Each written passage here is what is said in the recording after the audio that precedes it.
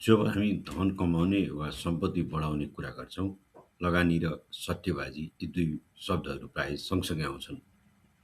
धेरैजसो मानिसहरू यी 2 लाई एउटै ठान्छन्, तर वित्तीय संसारमा यिनीहरू मौलिक रूपमा फरक छन्।